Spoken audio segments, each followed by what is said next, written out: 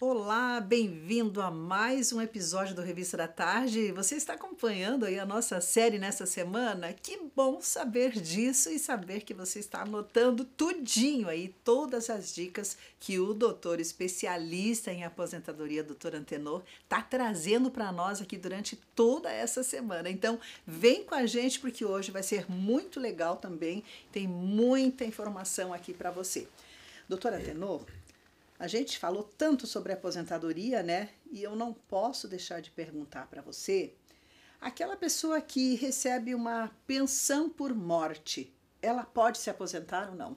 Essa é uma pergunta muito boa, porque existe um mito, né, que as pensionistas ou os pensionistas, né, não poderiam se aposentar. E muita gente deixa, incrivelmente, de pedir aposentadoria porque já recebe uma pensão por morte do INSS. Mas isso é uma grande mentira, né?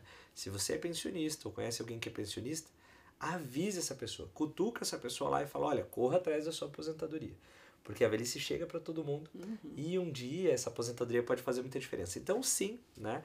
O pensionista pode se aposentar, né? Pode receber a aposentadoria também, assim como o aposentado pode vir a ser pensionista, né? E acumular esses dois benefícios. É claro, ela tem uma forma diferenciada para receber, então há uma certa redução do valor que ela vai receber do benefício de menor valor, mas ela recebe sim a integralidade do benefício maior, mais uma parte do outro benefício.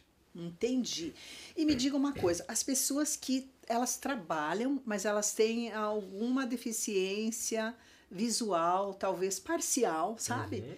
E ou auditiva, mas essa pessoa está trabalhando. Será que essa pessoa ela vai poder se aposentar antes? Sim, nós temos a regra da aposentadoria da pessoa com deficiência. Então, a depender do grau de deficiência que essa pessoa ter, ela vai ter uma redução no tempo que vai ser exigido para ela, né? Mas independente de grau, essa pessoa, pelo menos na aposentadoria por idade, vai ter um redutor de 5 anos. Então, a mulher vai poder se aposentar aí 5 anos mais cedo e o homem 5 anos mais cedo, caso ele comprove que ele é portador de alguma deficiência. Exemplo muito usual, né? A pessoa tem uma cegueira parcial do olho, que é considerada, ela consegue enxergar com o olho, mas tem uma cegueira parcial onde ela é considerada pessoa com deficiência. Essa pessoa tem um grau de deficiência leve, né? Se for homem, vai se aposentar com 33 anos ali trabalhados. A regra considerada para aposentadoria por tempo de contribuição vai ser de 33 anos. Então o pedágio vai ser considerado com base nesses 33 e não nos 35 que seria normalmente. Já falando de aposentadoria por idade, essa pessoa vai se aposentar com os mesmos 15 anos trabalhados, mas não precisa de 65 anos. Vai poder se aposentar 5 anos antes, com 60. No caso da mulher, com 55 anos e 15 anos trabalhados. Entendi, muito bom. E agora uma coisa que eu queria te perguntar, a gente sabe que para quem paga o MEI, quem é microempreendedor individual, que a gente chama de MEI, né? Uhum. A abreviatura, né? O MEI, a pessoa paga todo mês ali por um documento chamado DAS, né? Uhum. Todo mês ali a pessoa paga aquela quantia. E será que essa pessoa pode pagar além daquilo que ela já paga, aquele DAS todo mês, ela pode pagar a mais se ela quiser uma aposentadoria maior, né? Sim. Na verdade, o MEI, ele paga um valor de 5% ali daquilo que ele contribui para o INSS.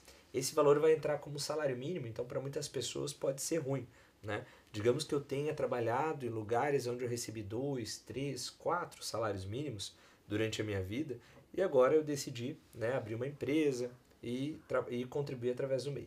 Então o MEI vai estar ali prejudicando a média das minhas contribuições porque ele entra como salário mínimo, né? Nesse caso, existe um código específico, que é o código 1909, que ele serve para a pessoa complementar a contribuição do MEI. Então, além da contribuição do MEI, você pode pagar um carnezinho do INSS à parte e complementar o valor de contribuição. Dessa forma, você consegue aumentar o valor que você recebe, vai receber de aposentadoria, né? E melhorar as suas contribuições a fim de que você tenha uma aposentadoria muito maior, né? Mas digamos assim, que a pessoa já está lá com seus 60 anos e a pessoa então quer começar. Nesse momento que está com 60 anos, a pessoa vai se aposentar lá com 62, certo? Uhum. E essa pessoa quer começar a pagar. Ainda essa pessoa consegue ou já é tarde demais para a pessoa começar a Consegue, pagar? consegue sim. Toda contribuição, ou ela está levando sua média de contribuições para cima, ela está levando sua média de contribuições para baixo.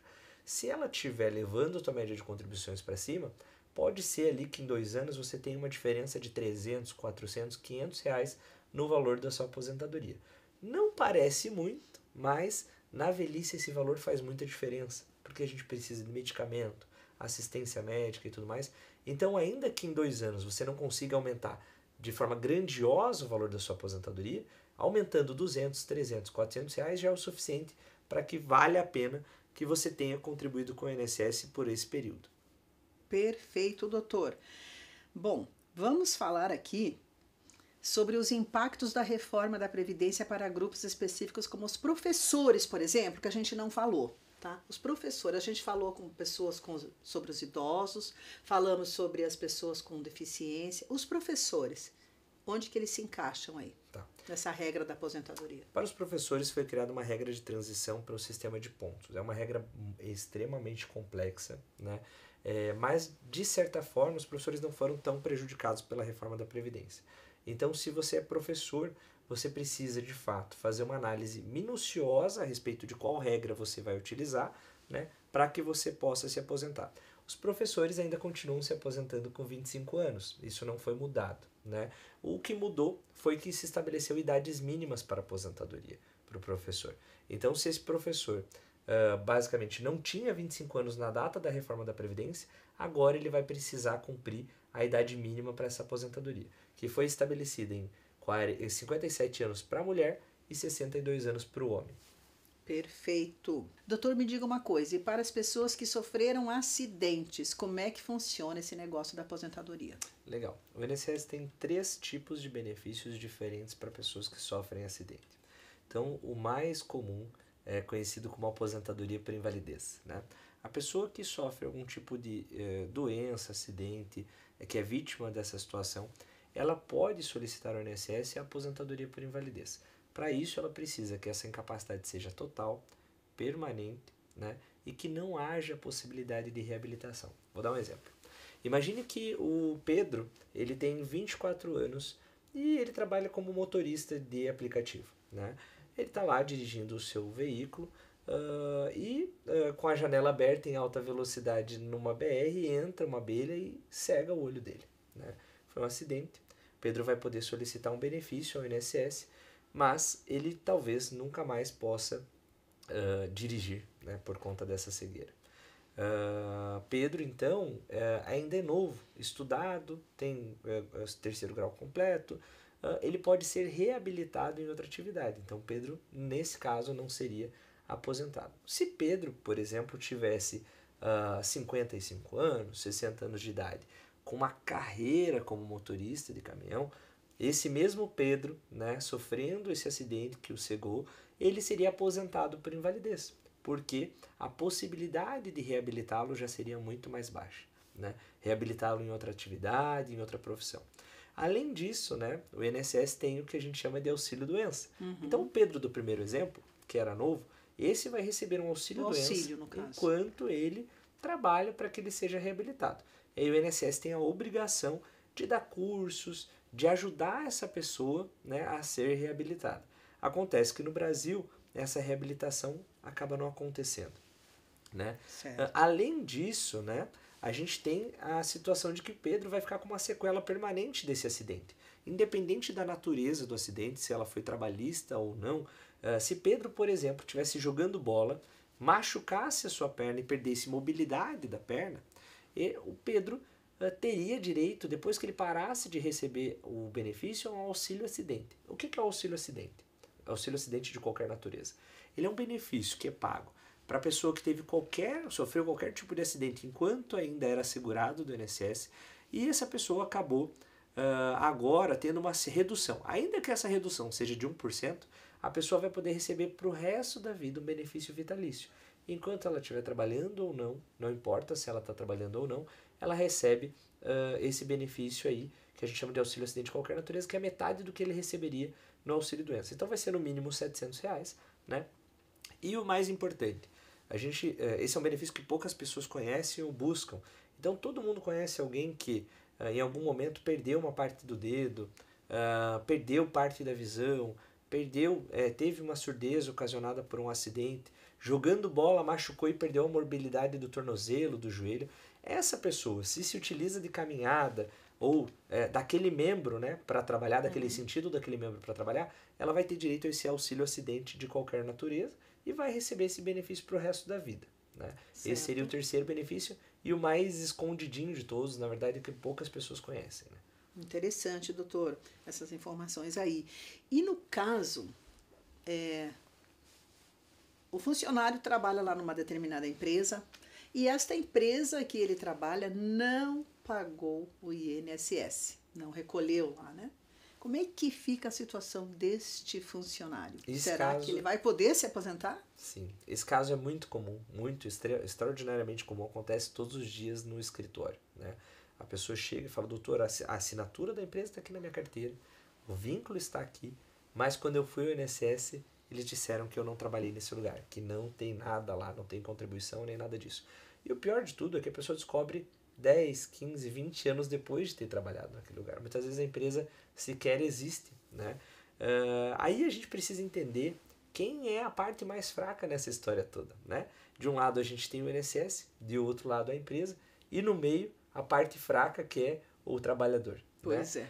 Nessa situação, o INSS também tem um dever que poucos conhecem, que é o dever de fiscalização. E esse dever de fiscalização consiste em garantir que as empresas vão contribuir para os seus funcionários. Então, se a pessoa conseguir efetivamente comprovar que trabalhou lá, além da carteira, com qualquer outro tipo de documento, prova testemunhal, qualquer coisa que comprove, um holerite, por exemplo, essa pessoa vai ter esse período reconhecido, né, pelo INSS, independente de ter sido vertida a contribuição da empresa para o INSS. Porque ele, como trabalhador, é a parte mais fraca e não pode ser prejudicado por isso. Entendi, doutor. Olha só quanta informação boa, né? Hoje o nosso episódio vai terminando por aqui, mas nós temos ainda mais um episódio nessa semana para concluir este assunto que está muito interessante. Obrigada por hoje. Obrigado a todos. É isso aí, nós vamos ficando por aqui, mas eu te espero no próximo episódio porque a gente tem mais informações sobre a aposentadoria para você. Obrigada pela sua companhia. Deus te abençoe.